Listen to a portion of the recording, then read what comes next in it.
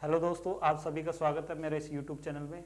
आज हम पढ़ेंगे पोलिनोमियल का डिवीजन। ठीक है, एक पोलिनोमियल को दूसरे पोलिनोमियल से कैसे डिवाइड करते हैं। ठीक है, तो जैसे मैंने पिछली वीडियो में भी बताया था, जब दो पोलिनोमियल हैं तो उनका डिवीजन किस प्रकार से होता है।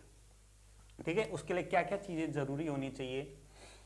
डिग्री, ठीक है, यानी कि पी एक्स की डिग्री जी एक्स की डिग्री से ज़्यादा या बराबर होनी चाहिए, यानी कि पी एक्स की डिग्री जी एक्स से ज़्यादा होनी चाहिए। ठीक है, या फिर इक्वल होनी चाहिए। तो अपन एक क्वेश्चन से इसको समझेंगे।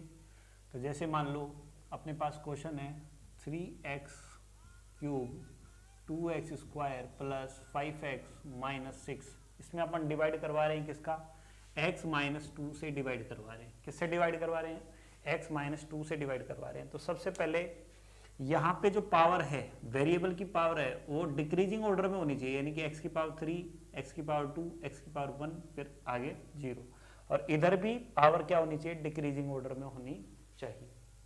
ठीक है, अगर 3 के बाद में अगर मान लो x की पावर 2 नहीं है तो वहां पे अपन 0x² ऐसे लगाएंगे। ठीक है, तो यहां पे अपन को पावर को पहले देखना पड़ेगा।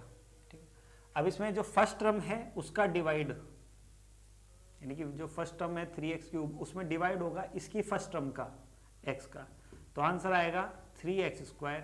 इस 3x² को अपन आंसर में लिखेंगे 3x²। अब इस 3x² को पहले x से मल्टीप्लाई करवाएंगे और फिर आगे -2 से मल्टीप्लाई करवाएंगे। तो 3x² को x से मल्टीप्लाई करवाएंगे, कितना आएगा 3x³।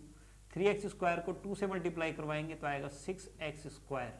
ठीक है, फिर यहाँ पे अगर साइन सेम है तो साइन बदलेंगे। तो यहाँ से प्लस का 3 माइनस का 3 ये कैंसिल, माइनस के 2 और प्लस के 6, माइनस के 2 और प्लस के 6 कितने हो गए, प्लस के 4, आगे x² और आगे 5x उतार लेंगे। ठीक है, अब अपन 4x² में किसका डिवाइड करेंगे, इस x का डिवाइड करेंगे, कितना आएगा 4x। क्या आएगा 4x, क्योंकि नंबर है 4 और x² और यहाँ पे पावर x की पावर 1 है, तो 2 में से एक गया तो पावर 1 बचेगी। ठीक है, तो यहाँ पे प्लस के 4x आए तो यहाँ पे प्लस के 4x लिख देंगे। प्लस 4x को x से मल्टीप्लाई करवाएंगे, कितना आएगा 4x², प्लस 4x को -2 से करवाएंगे तो -8x। ठीक है, ये कैंसिल, यहाँ पे साइन चेंज होगा हमेशा। ठीक है, प्लस के 5 और प्लस के 8 कितने हो गए 13x। फिर अगली नेक्स्ट टर्म उतार लेंगे -6। अब 13x में डिवाइड करेंगे किसका, x का डिवाइड करेंगे तो कितना आएगा 13। ठीक है, अपन इसको थोड़ा सा फास्ट पढ़ेंगे ताकि अपन कम समय में अधिक चीजें सीख सकें। प्लस 13 को x से मल्टीप्लाई करवाएंगे, कितना आएगा 13x। प्लस 13 को -2 से मल्टीप्लाई करवाएंगे, कितना आएगा -26। वही साइन चेंज होगा बार बार। 13x कैंसिल, माइनस के 6 और प्लस के 26, ये कितने आ गए प्लस के 20। ठीक है, तो अपने पास देखो डिवीजर ये है, कोशेंट ये है और डिविडेंड ये था और रिमाइंडर ये आया। ठीक है, एक बार मैं लिख देता हूँ आपको ताकि समझ में आ जाए। डिवीजर क्या है, जिसका अपन डिवाइड करते हैं उसे डिवीजर कहते हैं, x - 2। डिविडेंड क्या है, जिसमें डिवाइड करते हैं उसे डिविडेंड कहते हैं, जैसे 3x³ -2x² प्लस 5x -6। ठीक है, और कोशेंट क्या है, कोशेंट है अपना 3x² प्लस 4x प्लस 13, और रिमाइंडर क्या है, रिमाइंडर है 20 प्लस के 20। ठीक है, तो ये चार चीजें हैं, डिवीजर, डिविडेंड, कोशेंट, रिमाइंडर। ठीक है, इसको लगभग अपन तकरीबन अपन इसको gx मानते हैं, इसको px मानते हैं, इसको qx मानते हैं, है ना, क्या मानते हैं qx, और इसको अपन rx लिखते हैं। ठीक है, कई बार क्वेश्चन में gx, px, qx और rx में रिलेशन पूछ लेता है, तो मैंने पिछली वीडियो में भी बताया था इसमें रिलेशन क्या होता है, px = gx multiply qx plus rx, ये इनमें रिलेशन होता है। और कुछ क्वेश्चन तो इसी से ही बनते हैं, जैसे 4 में से कोई 3 चीजें दे देंगे और एक चीज कोई पूछ लेगा। ठीक है, 4 में से 3 चीजें देने पर एक चीज कोई ना कोई पूछ लेता है। आप इसको देखो और समझो। अब आगे चलते हैं। वैसे तो इसमें क्वेश्चन बहुत सारे हैं, पर अपन थोड़ा रिवीजन टाइप ले रहे हैं इस वीडियो में। तो अपन नेक्स्ट चैप्टर स्टार्ट करने वाले हैं, चैप्टर नंबर 3। उसमें से इंपॉर्टेंट क्या है, ठीक है, चैप्टर नंबर 3। देखो चैप्टर नंबर 3 का जो नाम है वो है लीनियर इक्वेशन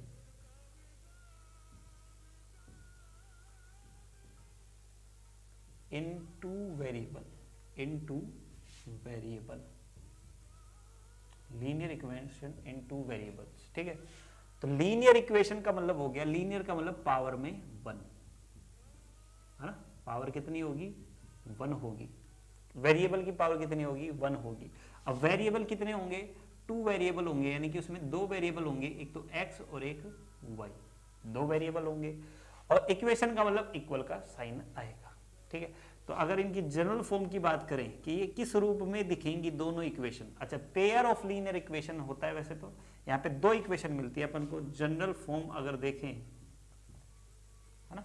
वैसे तो pair of linear equations, pair of linear equations in 2 variables, ठीक है। तो जनरल फॉर्म की बात करें तो वो कुछ इस तरीके से दिखेंगी, a1x b1y बराबर c1 a2x प्लस b2y बराबर c2, ठीक है। या तो इस रूप में दिखेंगी, यानी कि इक्वल में c1 और c2 आ जाएंगे, या फिर इक्वल में 0 रखते हैं अपन, क्या रखते हैं, 0, a1x b1y plus c1 is equal to 0, a2x plus b2y plus c2 is equal to 0, ठीक है। या तो इस फॉर्म में होंगी या फिर इस फॉर्म में होंगी, बस याद ये रखना है अपन को, या तो इक्वल के दोनों तरफ c1 c2 हो, या इक्वल के इधर c1 c2 हो और उधर 0 0 हो, ठीक है। ऐसा नहीं चलेगा कि एक तरफ तो 0 और एक तरफ 0 नहीं हो, या तो दोनों तरफ ही 0 हो या फिर दोनों तरफ ही 0 ना हो, ठीक है। तो इन दोनों में से कोई ना कोई अपना केस आएगा।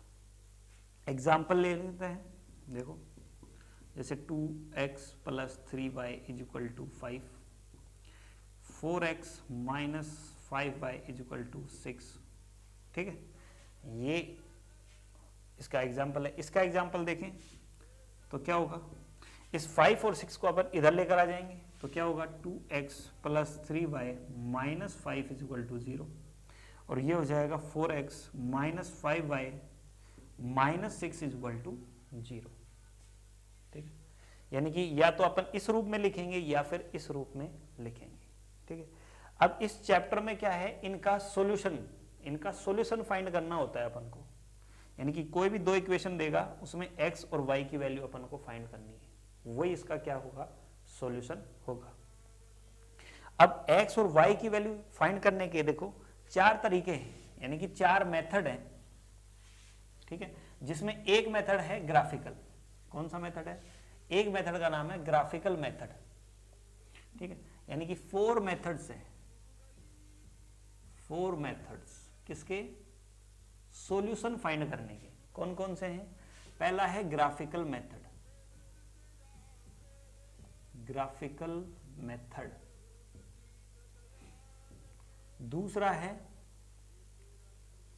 सब्स्टिट्यूशन मेथड, सब्स्टिट्यूशन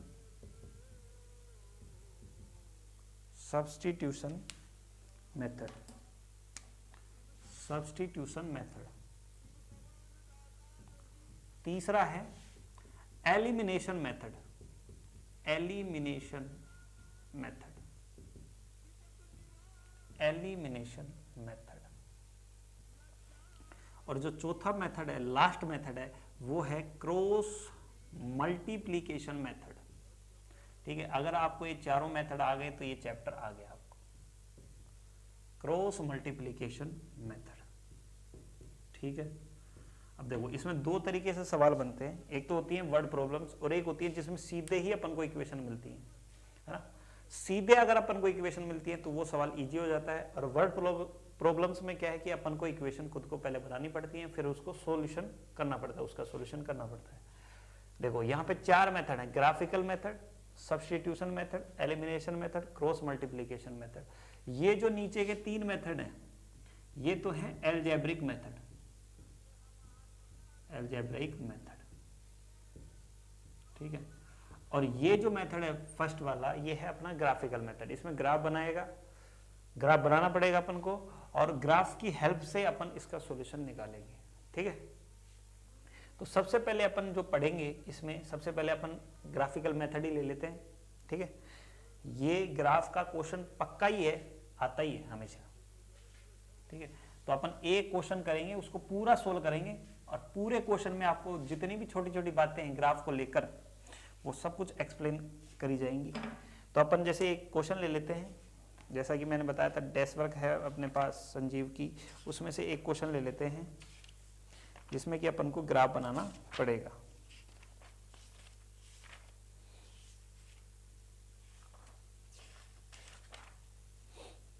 ठीक है, जैसे देखो इसमें एक क्वेश्चन है 5 pencil and 7 pens together cost 50 rupees. जैसे 5 पेंसिल्स हैं, एक बार शॉर्ट में लिख देता हूं मैं, 5 पेंसिल्स हैं, ये क्वेश्चन है, एंड 7 पेन्स है, एंड 7 पेन्स, इनकी कॉस्ट कितनी है, 50 रुपीज के आते हैं, ठीक है। एक और है 7 पेंसिल्स है, दूसरी सिचुएशन इसमें जो दे रखी है 7 पेंसिल्स एंड 5 पेन्स, 5 पेन्स जो कि कितने के आते हैं, 46 रुपए के आते हैं, ठीक है। ये अपन को क्वेश्चन दे रखा है, तो इसमें अपन को बताना है find the cost of 1 pencil and 1 pen, यानी कि एक पेंसिल की क्या कॉस्ट है और एक पेन की क्या कॉस्ट है, ठीक है। तो जैसे मैंने आपको बताया कि ये जैसे वर्ड प्रॉब्लम है, क्या है, वर्ड प्रॉब्लम है, तो इसको अपन को सोल्व करके पहले इक्वेशन बनानी पड़ेगी, इक्वेशन बनाने के बाद में ही अपन मेथड का यूज करेंगे, ठीक है। तो यहाँ पे ये सिंपल सवाल है, यहाँ पे देखो 5 पेंसिल और 7 पेन, उनकी जो कॉस्ट है वो कितनी है, 50 रुपीज है। 7 पेंसिल और 5 पेन, उनकी जो कॉस्ट है वो कितनी है, 46 रुपए, ठीक है। तो अपन इसका आंसर लिख रहा हूं मैं, तो ध्यान से देखें। तो अपन को देखो कॉस्ट किसकी निकालनी है, 1 पेंसिल और 1 पेन की। तो अपन को मानना पड़ेगा let cost of 1 pencil x रुपए, ठीक है। एक पेंसिल की जो कॉस्ट है वो x रुपए मान लेते हैं, और कॉस्ट ऑफ 1 पेन उसकी अपन मान लेते हैं y रुपए, ठीक है। अब देखो according to question, according to question, according to question, देखो 5 पेंसिल, जब एक पेंसिल x रुपए की है तो 5 पेंसिल कितने रुपए की हो गई, 5x रुपए की। सिंपल सही है भाई, एक पेंसिल x रुपए की है तो 5 पेंसिल यानी कि 5x रुपए की, प्लस एक पेन y रुपए का है तो 7 पेन 7y रुपए के। जब दोनों को ऐड कर देंगे तो ये किसके बराबर है, यानी कि टोटल कॉस्ट कितनी दे रखी है इन दोनों की, 50 रुपए, तो ये आ जाएगा अपना 50 के बराबर, ठीक है। क्योंकि ये देखो अभी ये रुपए की इक्वेशन है, ये किसकी इक्वेशन है, ये कॉस्ट की इक्वेशन है, तो इधर भी कॉस्ट है तो इधर भी कॉस्ट ही है, ठीक है। दूसरी इक्वेशन कहां से बनेगी, दूसरी सिचुएशन से, 7 पेंसिल और 5 पेन कितने के हैं, 46 रुपए के हैं, तो यानी कि 7 पेंसिल, तो 7 पेंसिल 7x रुपए की, और 5 पेन 5y रुपए की, कितने के, 46 रुपए के, किसके हैं, 46 रुपए के। तो यहां से अपने पास 2 इक्वेशन बन गई, इसको इक्वेशन 1 नाम दे देंगे और इसको इक्वेशन 2, ठीक है, इक्वेशन 1 और इक्वेशन 2। अब देखो यहाँ पे ये जो क्वेश्चन है ये यूनिक सॉल्यूशन वाला क्वेश्चन है, कैसे पता, क्योंकि इसने पूछा है find the cost of 1 pencil and find the cost of 1 pen, ठीक है। तो ये यूनिक सॉल्यूशन का केस है। अगर मान लो अपन को नहीं पता कि ये यूनिक सॉल्यूशन है या नहीं है, उसके लिए अपन इसका नेचर ऑफ सॉल्यूशन निकालते हैं। क्या निकालते हैं, नेचर ऑफ सॉल्यूशन, क्या निकालते हैं, नेचर ऑफ सॉल्यूशन। तो सबसे पहले अपन नेचर ऑफ सॉल्यूशन होता क्या है वो थोड़ा सा देखेंगे, फिर इस सवाल पे आएंगे। तो नेचर ऑफ सॉल्यूशन कैसे निकालते हैं, सबसे पहले अपन निकालते हैं A1 A2, जैसे अभी मैंने बताया जनरल फॉर्म में A1 A2 यानी कि 5/7, ठीक है। B1 B2 निकालते हैं, B1 की वैल्यू है 7 और B2 की वैल्यू है 5। C1 C2 की वैल्यू यानी कि 50/46, ठीक है। अब देखो यहाँ पे जब इनको सोल्व किया A1 A2 B1 B2 C1 C2, देखो ये तो इस क्वेश्चन के हिसाब से, एक बार इस क्वेश्चन को छोड़ते हैं बीच में, अभी बताएंगे इसको दोबारा से। तो सबसे पहले अपन A1 A2 B1 B2 C1 C2 निकाल लेते हैं। अब देखो यहाँ पे 3 सिचुएशन बनती है, या तो A1 A2 B1/B2 के इक्वल नहीं आएगा, या फिर A1/A2 B1/B2 के इक्वल आ जाएगा बट C1/C2 के इक्वल नहीं आएगा, या फिर ये तीनों ही क्या होंगे, आपस में इक्वल होंगे, या फिर ये तीनों ही आपस में इक्वल होंगे। तो यहाँ पे 3 सिचुएशन बनती हैं, ठीक है। A1/A2 not equal to B1/B2, A1/A2 equal to B1/B2 and not equal to C1/C2। और जो तीसरी कंडीशन है वो है अपनी A1/A2 is equal to B1/B2 is equal to C1/C2। अब ये वाली जो कंडीशन है, जो फर्स्ट कंडीशन है, ये है अपनी यूनिक सॉल्यूशन की, यूनिक सॉल्यूशन की। और जो ग्राफ पे जो लाइन मिलेंगी अपन को, वो किस तरीके की मिलेंगी, इंटरसेक्टिंग लाइन होंगी। कैसी लाइंस होंगी, इंटरसेक्टिंग लाइंस होंगी। जो ग्राफ पे जो लाइंस मिलेंगी वो कैसी होंगी, unique solution and intersecting lines. इसमें क्या आएगा, इस वाले केस में नो सॉल्यूशन। नो सॉल्यूशन क्यों होगा, क्योंकि इसका जो ग्राफ बनेगा उसमें जो लाइन होंगी वो कैसी होंगी, अपनी पैरेलल होंगी, पैरेलल लाइंस। और तीसरा जो केस है उसमें आएगा मैनी सॉल्यूशन या इनफाइनाइट सॉल्यूशन। मैनी सॉल्यूशन क्यों, क्योंकि इसमें जो ग्राफ बनेगा उसमें जो लाइन होंगी वो कैसी लाइंस होंगी, अपनी कोइंसिडेंट लाइन होंगी, कोइंसिडेंट लाइंस होंगी। अब देखो इंटरसेक्टिंग लाइंस का मतलब, जैसे एक ग्राफ है तो इसमें दो लाइनें मिलेंगी आपस में एक दूसरे को इंटरसेक्ट करेंगी, और ये जो अपना आंसर होगा ये अपना यूनिक सॉल्यूशन होगा, यानी कि x और y की वैल्यू ये आ जाएगी जहां पे इंटरसेक्ट होगा। दूसरा केस है पैरेलल लाइन का, कि जब ग्राफ बनेगा तो उसमें दो लाइनें होंगी जो कि आपस में पैरेलल होंगी, तो यानी कि ये लाइन कभी भी आपस में एक दूसरे को काटेंगे नहीं, तो यहाँ पे इसका कोई भी सॉल्यूशन नहीं निकलेगा, यानी कि x y की वैल्यू नहीं निकलेगी, ठीक है। तीसरे में क्या होगा, तीसरे वाले केस में कोइंसिडेंट लाइंस होंगी। कोइंसिडेंट का मतलब, जैसे ग्राफ तो बन जाएगा, एक लाइन बनेगी और दूसरी लाइन भी इसी लाइन के ऊपर ही होगी, दूसरी लाइन भी इसी लाइन के ऊपर ही होगी, यानी कोइंसिडेंट होगी। तो इसका जो प्रत्येक पॉइंट है, यानी कि जो ईच पॉइंट है वो एक सॉल्यूशन होगा, यानी कि इसके मेनी सॉल्यूशन निकलेंगे। कितने सॉल्यूशन निकलेंगे इसके, मेनी सॉल्यूशन, यानी कि एक से ज्यादा इसके आंसर निकलेंगे, ठीक है। तो अपन कोई भी आता है जब क्वेश्चन, तो पहले अपन उसका नेचर ऑफ सॉल्यूशन फाइंड करते हैं, ग्राफिकल मेथड में नेचर ऑफ सॉल्यूशन फाइंड करते हैं, फिर देखते हैं कौन सा केस है, यूनिक सॉल्यूशन का है या नो सॉल्यूशन का है या मेनी सॉल्यूशन का है। अगर आपको कहा है कि ग्राफिकल मेथड से ही सोल्व करना है, तो आपको कोई सा भी सॉल्यूशन आ जाए तो ग्राफ तो बनाना ही पड़ेगा, ठीक है।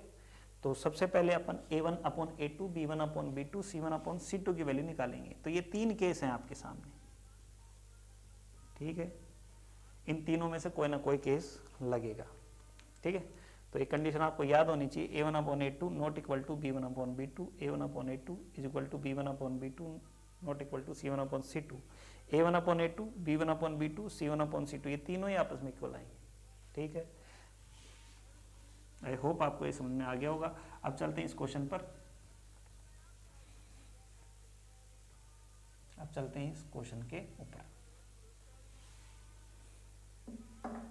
तो A1/A2 कितना आया, A1 की वैल्यू है 5, जो x के बगल में है वो A1 है ना, जो नीचे है x के बगल में वो A2 है, तो यानी कि 5/7, ठीक है। ये कटेगा नहीं, 5/7 रहेगा। जैसे B1/B2 आएगा 7/5 और C1/C2 आएगा 50/46। अगर ये कट रहा है तो इसको काटेंगे, कितना आएगा कटने के बाद 25/23। तो यहाँ से आप देख पा रहे हैं A1/A2 not equal to B1/B2 है, यानी कि कौन सी कंडीशन लग रही है यहाँ पे, पहली वाली कंडीशन लग रही है। तो यूनिक सॉल्यूशन होगा, यूनिक सॉल्यूशन, ठीक है, and intersecting lines, and intersecting lines. कई बार क्वेश्चन में आपको नेचर ऑफ सॉल्यूशन ही पूछता है केवल, तो आपको यहां तक करना पड़ेगा, ठीक है। अगर आपको पूरा सॉल्यूशन पता करना है तो फिर ग्राफ बनाना पड़ेगा, टेबल बनानी पड़ेगी। तो सबसे पहले unique solution and intersecting lines. और एक और वर्ड आता है कंसिस्टेंट है। ये क्या है? These equations are consistent, consistent, ठीक है, दीज इक्वेशंस आर कंसिस्टेंट, ये कंसिस्टेंट भी है, ठीक है। तो सबसे पहले अपन ने नेचर ऑफ सॉल्यूशन इसका निकाल लिया है। अब आगे चलते हैं, इसकी में टेबल बनाएंगे, ठीक है। तो फ्रॉम इक्वेशन 1 से पहले इक्वेशन 1 को लेते हैं, उससे टेबल बनेगी, फिर इक्वेशन 2 से टेबल बनेगी, ठीक है। तो फ्रॉम इक्वेशन 1, इसको मैं यहां पे लिख लेता हूं, फ्रॉम इक्वेशन 1, इक्वेशन 1 है 5x + 7y = 50, ठीक है, समझ गए।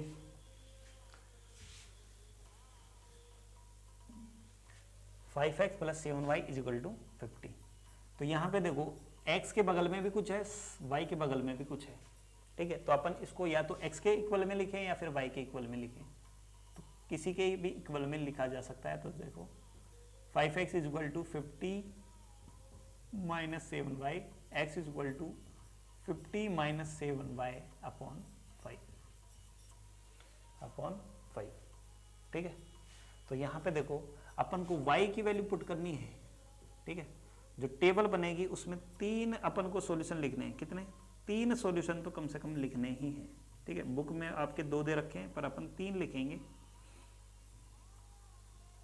ठीक है। x के और y के 3 सॉल्यूशन अपन को लिखने हैं। तो पुट करेंगे इसमें y की वैल्यू, फिर अपन को क्या मिलेगी? x की वैल्यू। अब y की वैल्यू इस हिसाब से पुट करनी है कि x की वैल्यू फ्रैक्शन में ना हो, यानी कि x की वैल्यू ऐसे बटे में ना आए, ठीक है, जैसे 2/3, 3/4, ताकि अपन को ग्राफ इजीली अपन प्लॉट कर सके। तो y की वैल्यू जैसे मैं यहाँ पे रखता हूँ 5, तो x = कितना आएगा? देखो 50 - 7, y की जगह पे 5 रखेंगे, तो 50 - 35 / 5, 15/5 दैट इज 3। तो y की वैल्यू तो है 5 और x की वैल्यू कितनी आई? 3। तो इसमें भर भी देंगे अपन साथ साथ में। पुट y = एक बार और सोचना पड़ेगा अपन को, जैसे y की वैल्यू अपन रख रहे हैं 0, ठीक है। तो x की वैल्यू क्या आएगी? 50 - 7 × 0 / 5, तो कितना आएगा? 50/5 दैट इज 10, यानी कि y की वैल्यू 0 और x की वैल्यू कितनी आ गई? 10। अब क्या पुट कर रहे हैं अपन? y =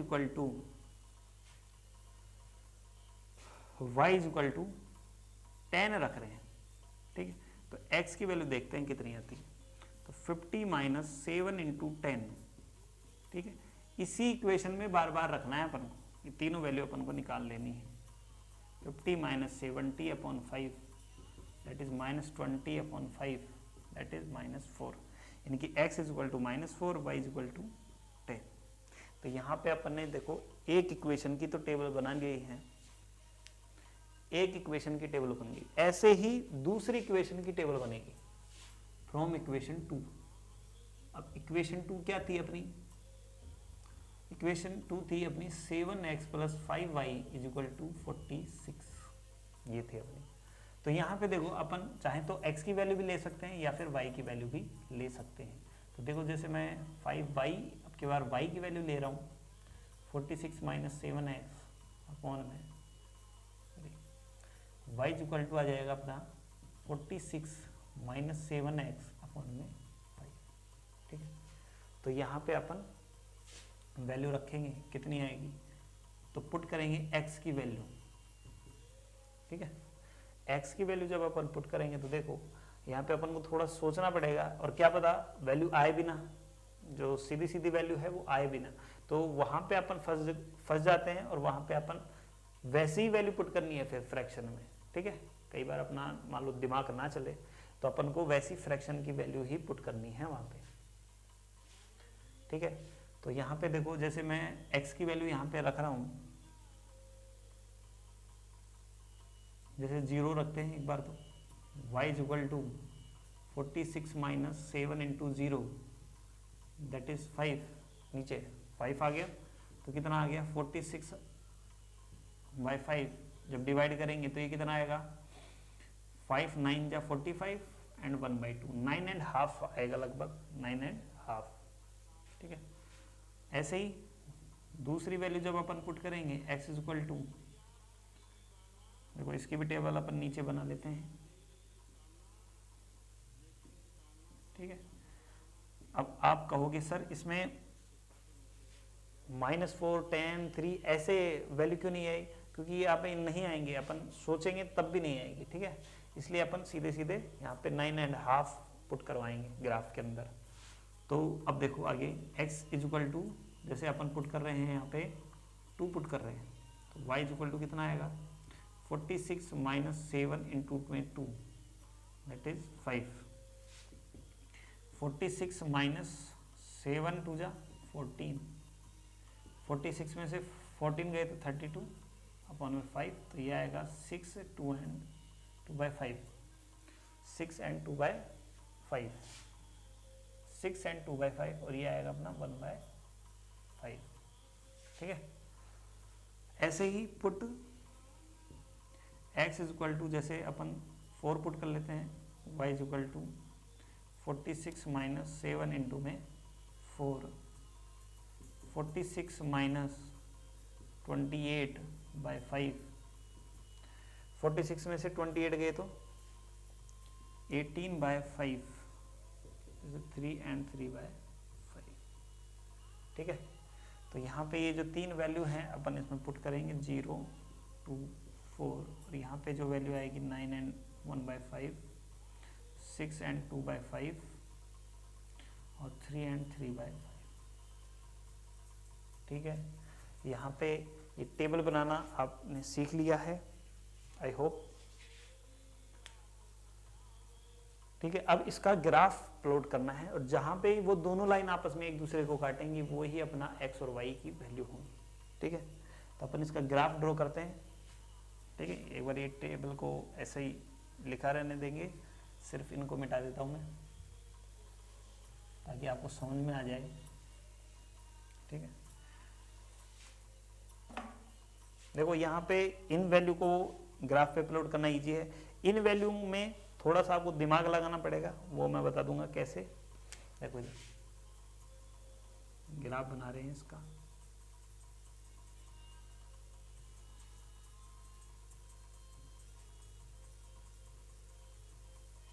ठीक है, ये अपनी x एक्सिस हो गई, ये y एक्सिस है पूरी, ये इधर -x है और ये अपनी -y, यानी कि -y वैल्यू यहाँ पे लिखी जाएंगी, -x की जो वैल्यू है वो इधर लिखी जाएंगी। ठीक है, तो यहाँ पे ये अपना ओरिजिन पॉइंट है 0,0, इधर 1 2 3 4 5 6 7 8 9 10 11 12 13। ठीक है, इधर आएगा अपना 1 2 3 4 5 6 7 8 9 10 11। ठीक है, इधर माइनस में आ जाएंगे -1 -2 -3 -4 -5 -6 -7 -8 -9। ठीक है, इधर आ जाएंगे अपने -1 -2 -3 -4 -5 -6 -7 -8 -9 -10। ठीक है, ये आपके ऊपर है आप कितना लिखते हैं। ठीक है, अपन को तो बस ये अपन को शो करना है। जैसे पहला है, पहली टेबल से 3 और 5, x की वैल्यू 3 और y की वैल्यू 5, तो ये लगभग आपका यहाँ पे आएगा 3,5 लिखेंगे। पहले x की वैल्यू लिखते हैं, फिर y की वैल्यू लिखते हैं 3,5। दूसरा आएगा अपना 10 0, यानी कि x की वैल्यू 10 y की वैल्यू 0, यानी कि ये x एक्सिस पे ही है, x की वैल्यू 10 y की वैल्यू 0। ठीक है, जो लास्ट पॉइंट अपना वो है -4 और 10, ये रहा -4 ये रहा 10, तो यानी कि ऊपर कहीं ना कहीं यहाँ पे मिलेगा, यहाँ पे मिलेगा -4, 10। इन तीनों पॉइंट्स को अपन मिला देंगे तो एक स्ट्रेट लाइन होगी।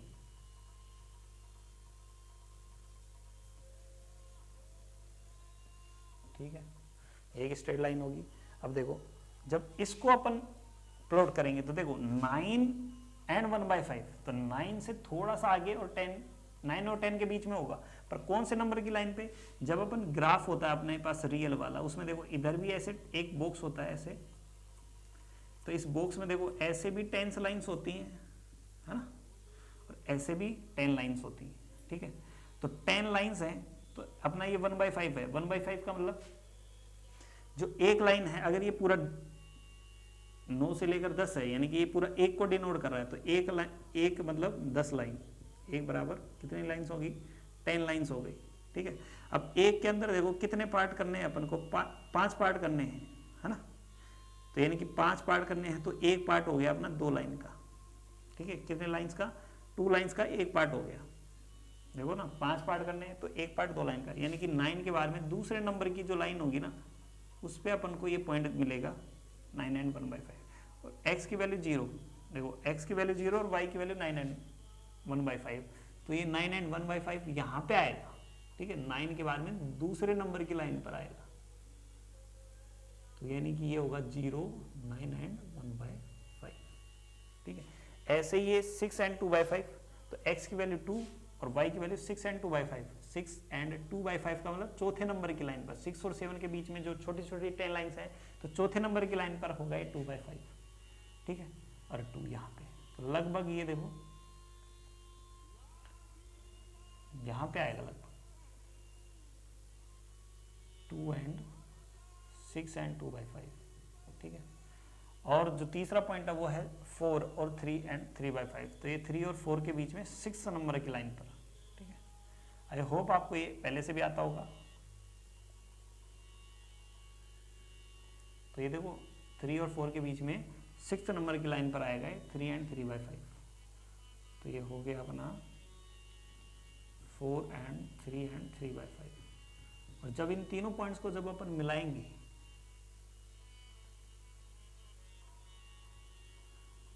तो देखो कहीं ना कहीं इसको काटेगा, और ये जो पॉइंट है ये ही अपना क्या है? x और y की वैल्यू है। तो यानी कि ये जो पॉइंट है ये देखो लगभग, अब यहाँ से तो अपन को पता नहीं चल रहा, लेकिन जब अपन ग्राफ पे बनाएंगे, रियल वाले ग्राफ पे बनाएंगे, तो अपन को देखो इधर की भी वैल्यू दिख जाएगी और इधर की भी वैल्यू दिख जाएगी, वो ही अपना क्या होगा? आंसर होगा। तो देखो ये लगभग 2 और 3 के बीच में है y, तो और जो x है वो अपना लगभग 6 और 5 के बीच में है, ठीक है। तो वहाँ से अपने ये आंसर आ जाएंगे। आपको आई होप आपको ये समझ में आ गया होगा। Thank you.